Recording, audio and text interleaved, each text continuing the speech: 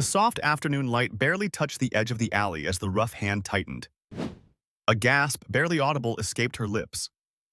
Her father, a man whose quiet life was a carefully built wall, saw it all.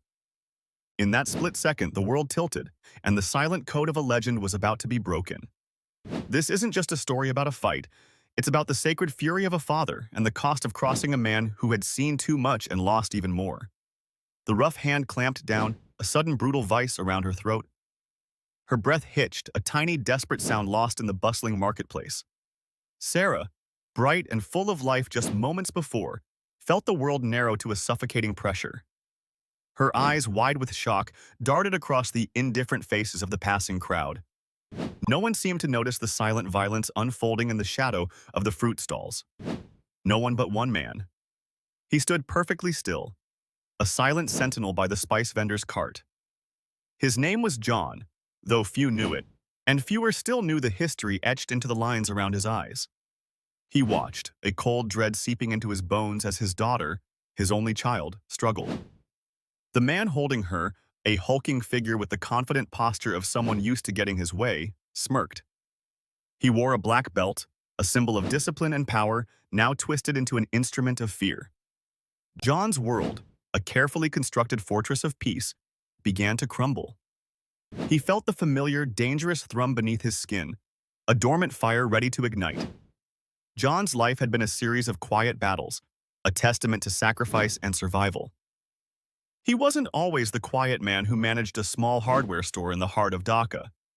Once, long ago, he was a different kind of warrior. His youth had been forged in the unforgiving crucible of the world's most dangerous conflicts, a part of an elite unit that operated in the shadows. He had seen things that no man should, done things that haunted his quiet nights. The smell of dust and cordite still clung to the deepest corners of his memory, sometimes triggered by the exhaust fumes of a passing rickshaw or the distant boom of thunder. He remembered the endless sands of the desert, the way the sun beat down with merciless intensity, baking the very air they breathed. He remembered the faces of his comrades, brothers forged in fire, now just echoes in his dreams. There was Michael, always with a joke, even when the odds were stacked against them. And Anya, whose quiet strength was a beacon in the darkest hours.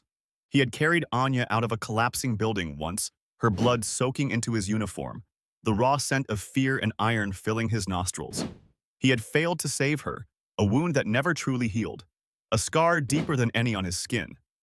That loss had reshaped him, pushing him towards a life of gentle anonymity, a fierce protector of the peace he had once fought so hard to create. He'd buried his warrior self, replacing it with the calm demeanor of a loving father and a diligent shopkeeper. His hands, once weapons, now mended leaky pipes and repaired broken tools. The past was a ghost he lived with, a constant reminder of the fragility of life and the immense cost of violence. Now, watching his daughter gasp for air, that ghost stirred. The black belt's grip tightened further, a cruel smile playing on his lips. Sarah's face was turning a pale blue. Panic began to ripple through the sparse onlookers. A few murmured, but no one moved. The air was thick with the scent of spices and the unspoken fear of confrontation. The man in the black belt seemed to feed on it, his confidence growing with each passing second of public inaction.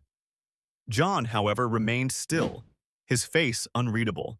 His gaze was steady, piercing. He registered every detail. The subtle tension in the aggressor's shoulder, the slight shift of his weight, the tremor in Sarah's small body. He saw the flicker of arrogant triumph in the man's eyes. A vendor nearby, an elderly woman with kind eyes, wrung her hands. Her silent plea was a testament to the unwritten rules of the street. Don't interfere. But John knew other rules, older ones, etched into the very core of his being. The world might turn a blind eye, but a father's heart could not. His silence wasn't fear. It was a gathering storm, a deliberate calculation. He remembered Anya's last words, a whispered plea for him to live, to find peace. He had found it, in Sarah, and he would not let it be stolen. The black belt, emboldened by the lack of resistance, began to drag Sarah, intending to pull her further into the shadowed alley. It was then that John moved. Not with a shout, not with a sudden rush, but with an almost imperceptible shift of his weight, a silent grace born of countless hours of brutal training. His steps were quiet, deliberate, like shadows moving through the fading light. He was beside the black belt before the man even registered his presence. No words were exchanged, no threats were uttered. John's hand, a blur of motion, found the aggressor's wrist. There was a faint click, barely audible, as the black belt's grip was effortlessly, painfully broken. The man cried out, a sound of surprise and agony. Sarah, released from the chokehold, stumbled, gasping, her eyes wide with tears, but safe. The black belt, reeling from the sudden, unexpected pain, lunged forward, fueled by anger and humiliation. He threw a clumsy punch, a wild swing aimed at John's head. But John wasn't there.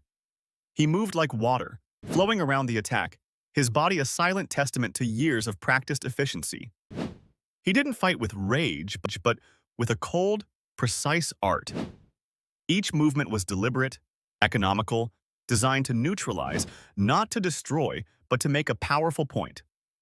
The black belt found himself twisted, unbalanced, his own strength used against him. He landed hard on the dusty ground, gasping. John looked down at him, his eyes holding a depth of experience that chilled the black belt to his core.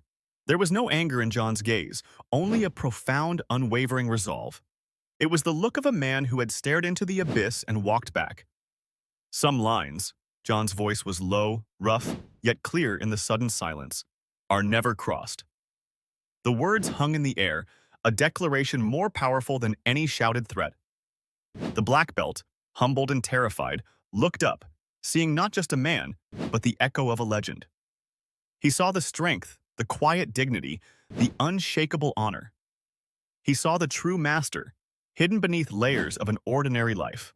The crowd, which had watched in stunned silence, now began to murmur. They saw it too, the quiet hero who had stepped out of the shadows. A moment later, sirens wailed in the distance, not for John, but for the commotion.